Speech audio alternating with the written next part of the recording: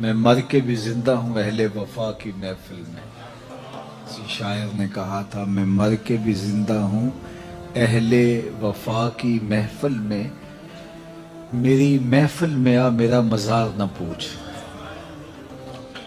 تو یہاں تو مزار بھی ساتھ ہے اور ان کی محفل بھی ساتھ ہی جمی ہوئی ہے، تو دونوں چیزیں اکٹھی چلتی ہیں. ورنہ ہم نے دیکھا ہے کہ لوگوں کے مزار رہ جاتے ہیں، ان کی محفلیں ختم ہو جاتی ہیں، فکر دم توڑ جاتی ہے اور جو ہے وہ مزارات سے ہی لوگ جڑے ہوتے ہیں. یہ ہمارا المیہ بھی ہے کہ ہم جو چیز اٹھانے والی ہوتی ہے اس کو اٹھانے کی بجائے، وہ میں دوستوں کو ایک دن کہہ رہا تھا کہ 11ویں تو ایک علمی نشست تھی حضرت سیدنا شیخ عبد القادر جیلانی علیہ رحمہ کی. اب دوروں نزدیک سے لوگ آتے اور ظاہر ہے اتنا لمبا سفر کر کے آئے ہیں تو پھر ان کی جسم کی ضرورت بھی ہے، بھوک بھی لگتی ہے، تو اس کے لیے لنگر کا بھی انتظام کر دیا گیا. لنگر کا انتظام تو ضمناً کیا گیا، اصل تو علمی مجلس تھی، لیکن وہ لنگر رہ گیا اور جو اصل تھی وہ ہم نے اس کو اڑا دیا. تو یہ مزاج ہوتا ہے ہمارا. یہ لوگ عمرے سے واپس آتے ہیں، حج سے واپس آتے ہیں، تو واپس آ کے وہ وہاں کی باتیں سناتے تو مجھے بعض کا بڑا ہوتا ہے. میں دوستوں کہتا ہوں کہ بس اپنا اپنا ظرف ہوتا ہے. تو آ کے وہ سنا رہے ہوتے ہیں کہ بس وہ مدینہ شریف میں بیٹھا ہوا تھا، میرے دل میں آیا کہ بریانی ملے، تو ایک آدمی بریانی لے کے آ گیا. میرے دل میں آیا کہ کوئی جو ہے وہ مجھے پائے مل جائیں، تو وہاں تو لجپال ہیں اور بس دل میں آنے کی دیر تھی تو ایک صاحب آئے کہ آپ سب پائے کھانے، تو میں ان کے ساتھ چلا گیا اور ماشاءاللہ اتنے پائے. اور یہ مجھے اس سے کوئی اعتراض نہیں ہے، کوئی پائے کھائے تو مجھے کیا نقصان ہے، اور مجھے کوئی اس سے غصہ بھی نہیں ہے. اور دوسرا سرکار کی در سے دنیا اور دین دونوں نعمتیں ملتی ہیں. لیکن مجھے افسوس ہے کہ وہاں بھی پائے ہی کھانے گئے تھے، وہاں بھی جو ہے وہ زردے متنجن اور بریانیوں کی تلاش میں گئے تھے. وہاں تو کچھ اور لینا چاہیے تھا آپ کو، وہاں تو کچھ اور ڈھونڈنا چاہیے تھا. آہ اے ناداں تو ہی چند کلیوں پر کنات کر گیا، ورنہ گلشن میں علاج تنگی داماں بھی تھا.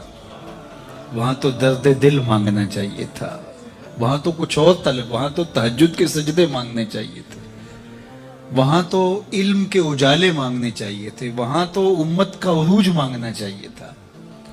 لیکن ہم وہاں جا کر کے بھی بریانی مانگ رہے ہوتے ہیں، وہاں جا کے بھی ہم یہ مانگ رہے ہوتے ہیں. تو چونکہ ہمارا ظرف یہ جو ظرف ہوگا اس کے مطابق ہی ہم طلب کریں گے، تو ہمارا تو ظرف بھی بہت چھوٹا ہے. تو میں سمجھتا ہوں کہ اگر کہیں ظرف بھی مل جائے، کہیں شعور بھی مل جائے، عمل کی منزل تو بعد میں آتی ہے، وہ بھی بہت بڑی دولت ہے. آج کل ہم شعوری فقدان کا شکار ہیں، علمی فقدان کا شکار ہیں. ہم فکری طور پہ انتہائی جو ہے وہ پسماندہ ہو گئے ہیں، اور قومیں کبھی بھی اٹھ نہیں سکتی جب تک وہ فکری طور پہ بلند نہیں ہوتی. قوموں کی نہضت، قوموں کی نشت، اس کی بنیادی علم ہے. اور اگر آپ مجھ سے پوچھیں کہ اسلام کا کوئی دوسرا نام، تو میں کہوں گا اس دین کا دوسرا نام دین علم ہے. اسلام کا اگر کوئی دوسرا نام مجھے پوچھنا چاہیں تو وہ دین علم ہے. حضور علم کی تحریک لے کر آئے تھے اور آغاز ہی اقرا سے ہوتا ہے اس دین کا، اور ہمیں پڑھنے پڑھانے کی تلقین کی گئی ہے. اور انسانی شرف کا سبب بھی علم ہے. اپنے مشارکات سے یہ جو ممتاز ہے، مناطقہ کہتے ہیں نطق ہے جو اس کو دیگر مشارکات سے ممتاز کرتا ہے.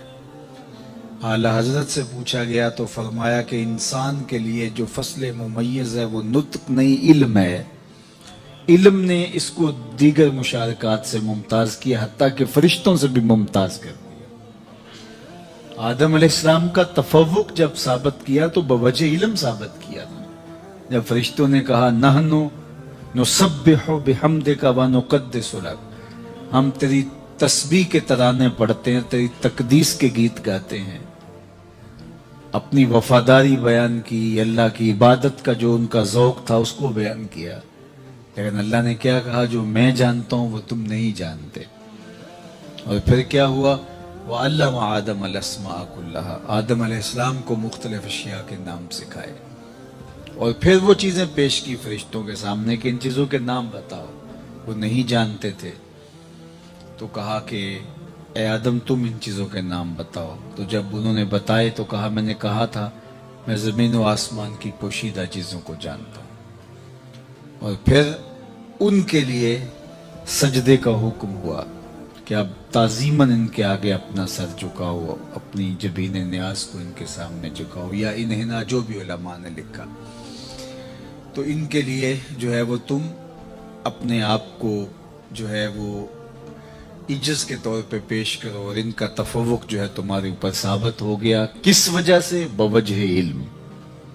جن چیزوں کے نام فرشتے نہیں جانتے تھے ان چیزوں کے نام جناب آدم علیہ السلام جانتے تھے.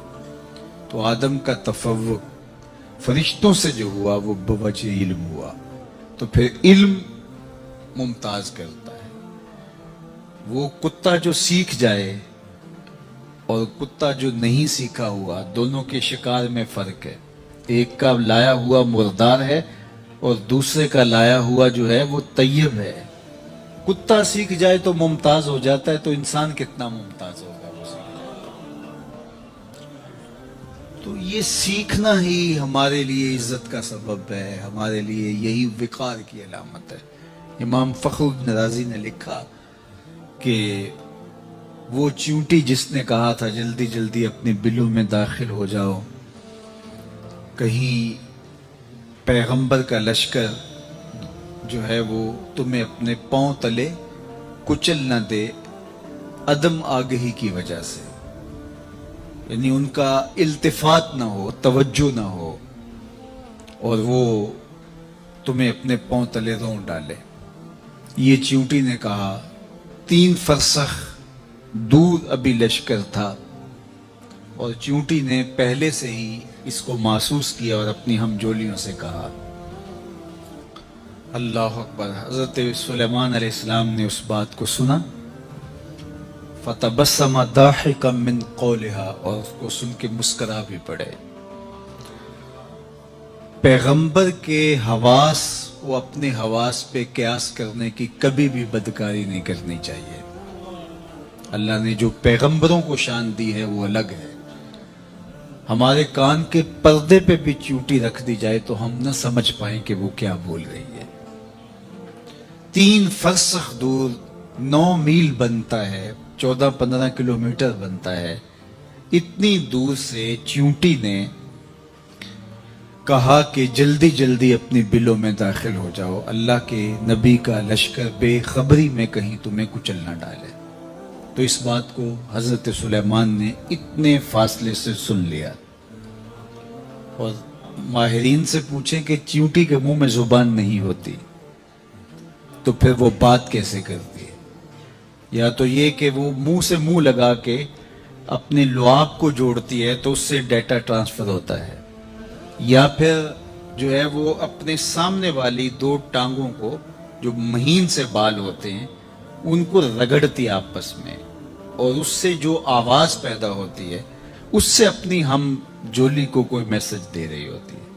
پیغمبر کی شان یہ ہے کہ 3 فرسخ دور سے چیونٹی کے مہین سے باریک سے 2 بالوں کے رگڑنے سے جو آواز پیدا ہو اس کو اتنی مسافت سے سن بھی لیتا ہے، اس سے جو مفہوم نکلتا ہے اس کو سمجھ بھی لیتا ہے.